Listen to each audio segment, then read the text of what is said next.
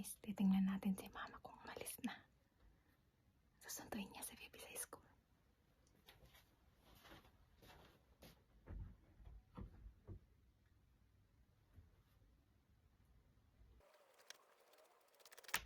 Ayan na guys, umalis na si mama. Maglilinis na tayo kasi si mama ayaw niya na pinapalinis ako. Ayaw niya maghugas ako ng mga plato kasi malamig daw. Buntis kasi ako. Kaya ayaw niya na naglilinis ako. Kaya tulog lang yung ginagawa ko dito. Kaya maglilinis tayo. Ipapakita ko sa inyo kung gaano kakalat. Kung gaano kadumi yung bahay. Hi mga kagaykay. Ngayon maglilinis tayo ng bahay kasi umalis na si mama. Nagsundo kay baby. Ipapakita ko sa inyo kung gaano kakalat yung bahay. Matanda na kasi si mama eh. Nasa 60 mahigit na. Tapos ayaw niya na maglinis ako. Tingnan niyo. Right. Mula dito. Ayan, ganyan kadumi. Kakalat yung bahay kadumi. Makikita nyo yan. Ayan. Ayan, magluluto siya mamaya. Tingnan mo, dumi. Ang kalat-kalat. Tapos ayan, tingnan mo. Ayan, kahapon nagulis pa lang ako. Tapos ito na naman. Pero hindi niya alam na naglilinis ako. Pero alam ko naman na alam niya. Kasi pagdating niya, malinis na yung bahay. Ayan, ganyan kakalat yan. Ayan, nagluto ata siya kanina. Kumain. Tingnan mo, yung pagkain niya. Natatawa talaga ako. Hindi ko alam kung bakit. Ganyan kakalat na yan. Ay, tara, maglinis na tayo. Baka maabutan pa tayo. So, ayan na nga. Mga kagaygan, nakita nyo naman kung gaano kakalat yung bahay namin. Ngayon, maglilinis na tayo. Kasi baka maabutan tayo mama naglilinis. Ayaw niya kasi naglilinis ako eh. Kaya, ayan, start na tayo maglinis.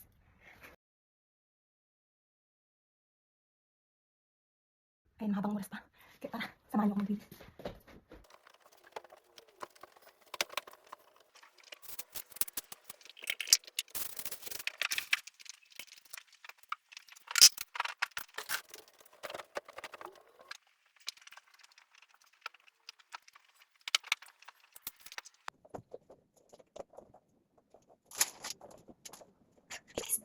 Yung sunod natin nilinisin yung misa.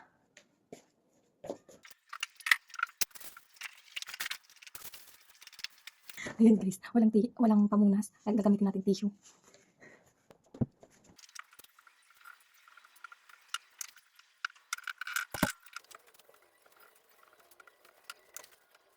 Ayan guys, ngayon magawalis na tayo. Pagod ako. Buntis kasi ako guys eh. Kaya ayaw ko pinapalinis nila. Kasi pagod. Ayan guys, napagod ako. Ngayon lang kasi ako naglinis dito guys. Yung talagang nilinisin ko to kasi si mama, ngayon lang nagsundo kay baby. Kasi yung asawa ko may trabaho kaya hindi makapagsundo sa anak ko. Kaya ngayon, si mama na lang nagsusundo. Kaya may oras na ako na maglinis. Kasi wala siya eh. Pag dito kasi siya, naku, nakatunga lang ako. Parang tanga. Ayun, umay na tayo magpunta maglinis. Ngayon pala guys, hindi natin nilinisin yung ilalim. Kasi sobrang bigat ng ng sopa. Hindi ko kaya. Baka mapano pa yung baby ko. Kaya magwawalis na lang tayo. Dito lang sa banda dito. Pero hindi ko na halong katin yung ilalim pa. Kasi sobrang bigat.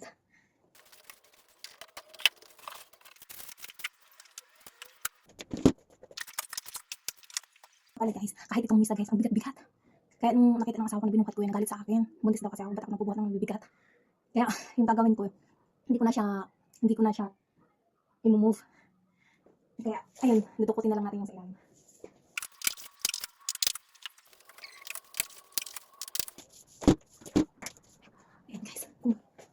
Ayan guys, kung makikita nyo yan, ayan, ang dumi-dumi talaga.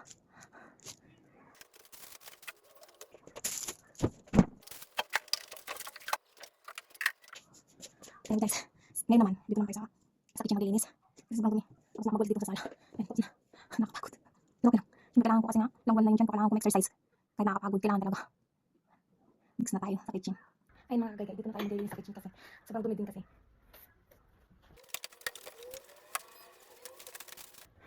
Tingnan nyo guys, yung dumi. Ayan, galing kadumi. Guys, hindi na muna tayo mag-map kasi baka mabutan ako ni mama. Kasi maglilinis pa ako ng kitchen dito kasi ang dumi-dumi. Kaya, tsaka na muna tayo mag-map. Kasi nga, unahin ko to. Para makita naman ni mama pagdating mamaya na maglinis. Naku, kasi nga, hindi talaga pinapahugas kahit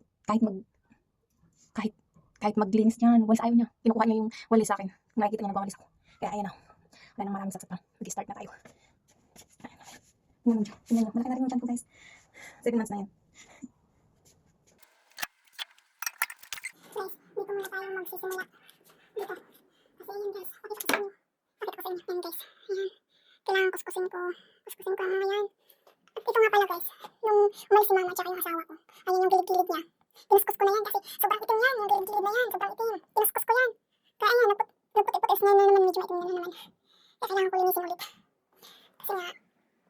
hindi masyadong malinis kasi nagluluto lang siya. Nalilinis naman siya pero hindi ka kalinis kasi ganun dito sa kanila. Kaya malinis na tayo.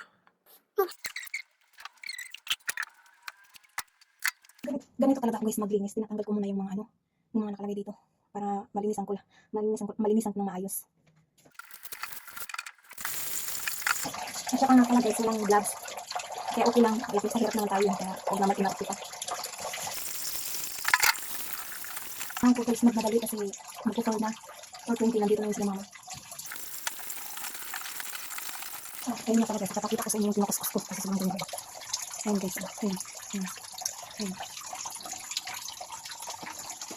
Kaya kukuskusin ko talaga, hanggang sa matanggal.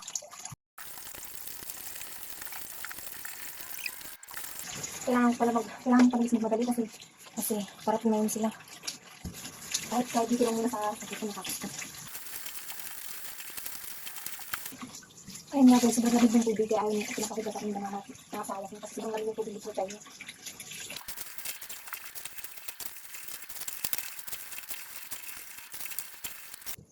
Ayan guys. Ayan, tapos na tayo maglinis. Pero hindi ko masyado pinuskus kasi nga, anong oras na, baka dumating na yun sila mama. Ito pa kasi, ayan, tingnan mo, ang dumi. Tingnan nyo guys, yan pa yung gagawin ko. Ito, ayan, tapos na yun. Ayan. Pag hindi ko matapos mga kagay, bukas naman. Unti-untiin ko lang kasi nga, nalilinis lang ako pag wala si mama. Kasi nga, ayaw talaga na maglinis ako.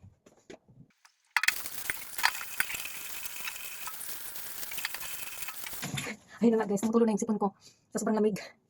Anong oras na ba baka dumating yan sila? Ay, wala. Meron na lang ako guys, 5 minutes.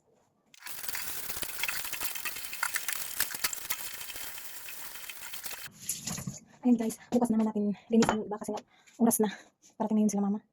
Maya andito na yun. Ayun, bukas ito yun yung lilinisin natin bukas. Ayan. Diba, kalat, grabe.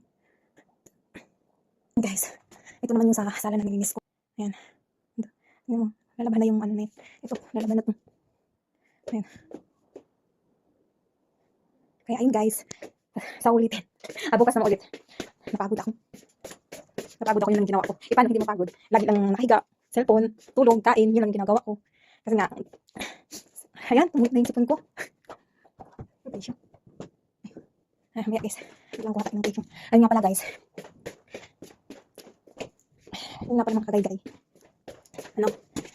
Ngayon lang naman ako nakapaglinis kasi nga, ako lang dito sa bahay. Pero mamaya parating na yun sila mama at si baby. Ayun guys, magpupunas tayo ng kasi tumulo na yung ko. Yung sipon ko sa sobrang lamig ng tubig dito sa tiyan. Grabe. Kala mo, nagbabad ka sa ice. Ayun, bukas naman tayo guys. Bukas naman tayo maglilinis. Bukas naman natin ipagpatuloy ang paglilinis. Nakakapagod. Ay, nakakapagod talaga. Pero okay lang. Ganun talaga. Kailangan galaw-galaw din pag may time. Diba? Hindi naman palagi ako naglilinis. Minsanan lang kasi nga pag wala lang dito si mama. Kaya huwag tayo masyado magreklamo. Mapagod. Ganun naman talaga lahat ng trabaho nakakapagod, diba? Ayun guys. Ayun mga kagay. Bye-bye. Pasulit.